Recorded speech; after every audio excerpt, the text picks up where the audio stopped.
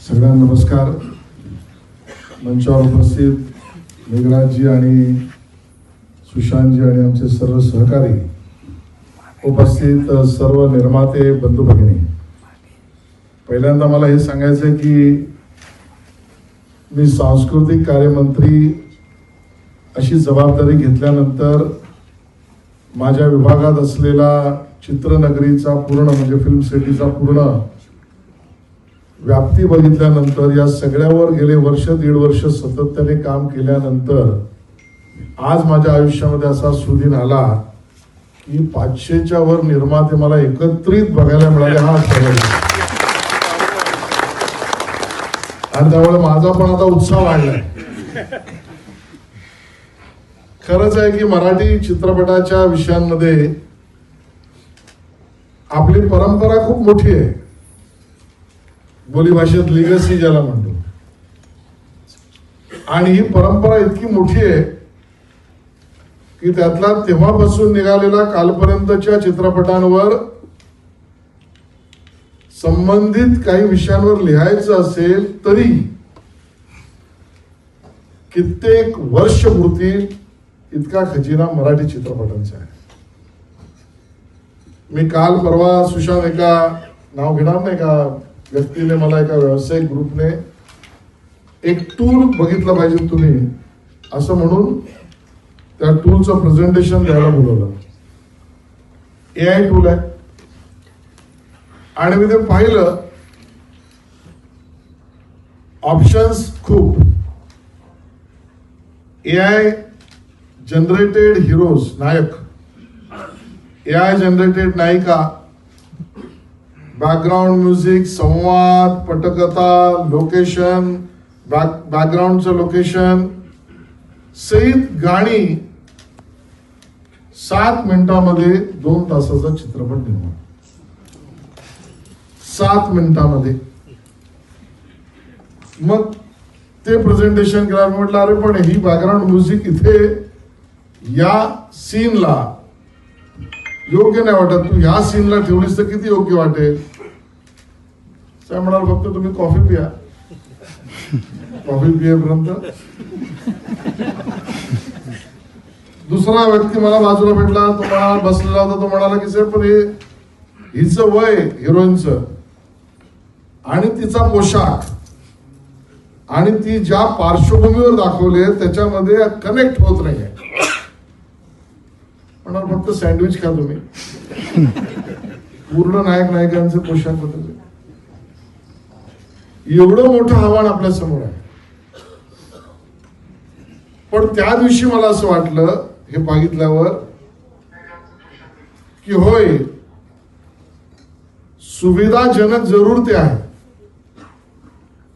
पण सुविधाजनक आहे याचा अर्थ विद्याजनक नाही. उदयजी, मेघराजजी, सुशांतजी, सर्वच आयोजक आणि उपस्थित मराठी चित्रपट सृष्टीतील सर्व निर्माते बंधू आणि भगिनी, खरं तर अख्खा मराठी चित्रपटाचा वारसा इथं उपस्थित आहे असं म्हटलं तर चुकीचं ठरणार नाही. कारण 500 मराठी निर्माते या ठिकाणी जर उपस्थित असतील तर अख्खी मराठी फिल्म इंडस्ट्री इथं आज पुण्यामध्ये उपस्थित आहे. उदयजी, तुम्ही सांगितलं की आपल्याला ग्लोबल स्तरावर आता मराठी चित्रपट न्यायचा आहे, तर मराठी चित्रपटाच्या निर्मात्याला न्यायचं आहे. विशेषतः माझी आपल्या सगळ्यांना एक विनंती आहे की निर्मात्याला देखील विनंती आहे, दिग्दर्शक असतील तर दिग्दर्शकांना विनंती आहे की पुढचा पिक्चर चालतो आणि पुढचा पिक्चर चालत नाही याच्यावर चर्चा करण्यापेक्षा आपण जर अतिशय चांगल्या दर्जेदार कलाकृतीला जन्म दिला तर मराठी चित्रपट जगाच्या पातळीवर कुठं चालू शकतो आणि कुठेही चालू शकतो याच्यावर माझा पूर्ण 100% विश्वास आहे.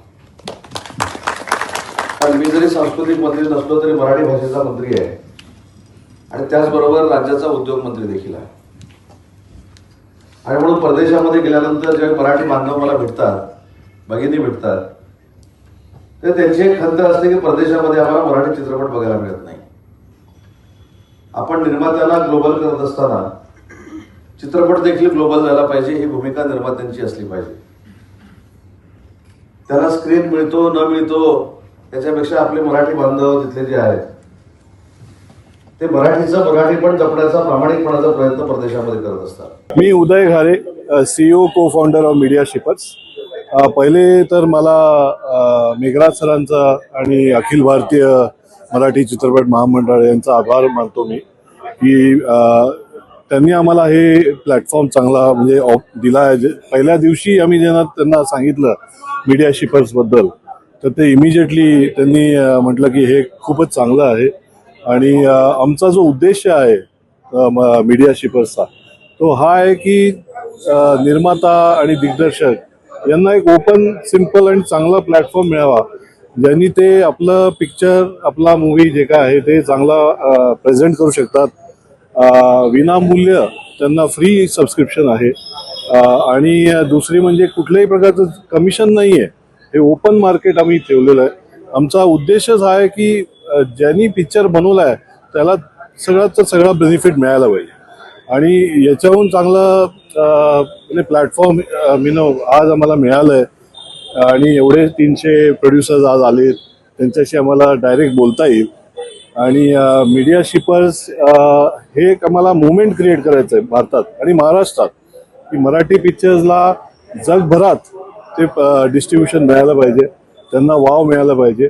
आजच्या सेशनमध्ये आम्ही हे त्यांना सांगणार आहे की कसं पिक्चर्सला आपण डिस्ट्रीब्यूट करू शकतो.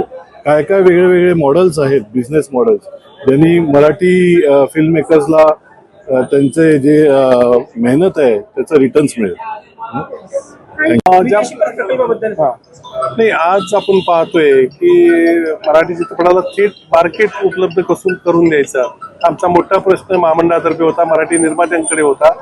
मीडिया शिपर्स ही कंपनीला ज्यावेळेस आम्ही अप्रोच झालो आणि आम्ही त्यांना विनंती केली की आमच्या निर्मात्यांसाठी काहीतरी आपण एक चांगलं मार्गदर्शन करावं. मीडिया शिपर्स एक अतिशय चांगला प्लॅटफॉर्म यातून माध्यमातून मिळत आहे की ज्यातून मराठी चित्रपट त्यांच्या वेबसाईटला मराठी आपण चित्रपट टाकल्यानंतर जगातले सर्व बायर्स, आपल्याला नेहमी वाटते की बायर्स कुठं असतात, नेमके कोण घेतं, कुठल्या देशात पिक्चर चालतील, मग मी डब कसं करायचा, मी त्याला रिमेक कसा करायचा, सबटायटल कसं करायचं, तर हे सर्व मार्गदर्शन हे मीडिया शिपर्स करणारे अतिशय चांगले लोक आहेत, मराठी लोक आहेत. त्यांनी देशात परदेशात जाऊन अतिशय चांगला टेक्नॉलॉजीचा वापर करून आपल्याला कुठलेही पहिल्यांदा इन्व्हेस्टमेंट न करता आपले चित्रपट त्या प्लॅटफॉर्म कसे टाकता येतील, आपल्याला जगातले चांगले बायर्स कसे येतील, हे मीडिया शिपर्स तर्फे आपल्याला मार्गदर्शन केलं जाणार आहे. त्यामुळे हा चांगला प्लॅटफॉर्म आहे, मराठी निर्मात्यांनी याचा फायदा घेतला पाहिजे असं मला वाटतं. मेरा नाम शीतल है, Sheetal Vidyam, head of marketing for media shippers. Actually हमारा मिशन है spreading stories from every corner to every screen. Marathi में इतनी सुंदर सुंदर स्टोरीज हुई हैं, इतनी बेहतरीन तरीके से स्टोरीज बनी हुई हैं, क्यों वो केवल महाराष्ट्र तक लिमिटेड रहे या क्यों केवल इंडियन ओरिजिन में ही लिमिटेड रहे. शायद इसका कोई बायर टर्की में भी है, शायद इसका कोई बायर साउथ कोरिया में है. ये एक एक्चुअली एक प्रकार का एक मिशन है और हम इस मिशन को बहुत सीमलेस बनाना चाहते हैं. कमीशन नहीं, डायरेक्ट सिनेमा मेकर को बेनिफिट मिले, ये हमारा ऑब्जेक्टिव है और ये एक बहुत सीमलेस तरीके से प्लेटफॉर्म के थ्रू ये पूरा चीज चलते रहे. That is our core objective. And last but not least, spreading story from every corner to every screen तभी सक्सेसफुल है जिस टाइम के ऊपर प्रोड्यूसर्स, डायरेक्टर्स, एग्जीक्यूटिव प्रोड्यूसर इनको इसको एसेट करके यूज करना शुरू करें.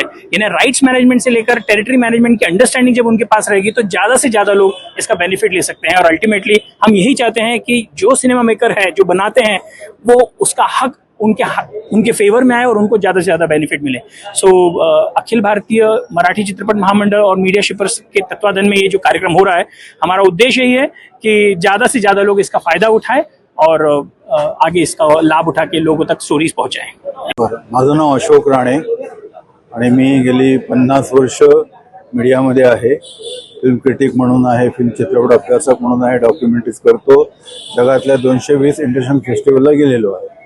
आज मी इथे का आहे तर मीडिया शिपर्स आणि अखिल भारतीय मराठी चित्रपट मंडळाने हा जो उपक्रम घेतलेला आहे, तर अशा प्रकारचे उपक्रम मराठीमध्ये होणं गरजेचं आहे. कारण अलीकडे आपण सतत पाहतो, ऐकतो की मराठी सिनेमात खूप चांगले सिनेमे येतात, नॅशनल अवॉर्ड मिळतात, काही परदेशात जातात, पण तरी आपल्याला थिएटर मिळत नाही, आपले बिझनेसचे वांदे असतात, आपले मग मराठी म्हणून प्रेक्षक भावत नाही, चॅनल घेत नाही, हे सगळे अनेक प्रश्न आहेत. तर हे प्रश्न का निर्माण होतात, तर मराठी सिनेमाला सिनेमा करणं माहिती आहे, त्याचा व्यवसाय म्हणून त्याच्याकडे कसं पाहणं ते कळत नाही, आणि ते या प्रकारच्या उपक्रमातून आता कळेल. आणि मग याच्यातनं नुसतं आता कसं होतं की एक बॉक्स ऑफिस असतं, एक चॅनल असतं, एक OTT असतं, याच्या पलीकडे काय काय ॲव्हेन्यूज आहेत मार्केटसाठी ते माहिती नाहीत बऱ्याचशा लोकांना, आणि ते माहिती करून देण्यासाठी हा उपक्रम फारच चांगला होतो आहे. आणि ही चळवळ म्हणून उभं राहायला पाहिजे. हे आज हे घडलं आणि उद्या असं नाही, हे सतत यांना आपण आपल्या लोकांना एज्युकेट करत राहिलं पाहिजे, त्यांना ते सगळं दाखवायला पाहिजे, त्यांच्यात अवेअरनेस आणलं पाहिजे. त्याच्यासाठी हा उपक्रम आहे, आणि हा उपक्रम हे सगळं पुढे यशस्वीपणे करेल.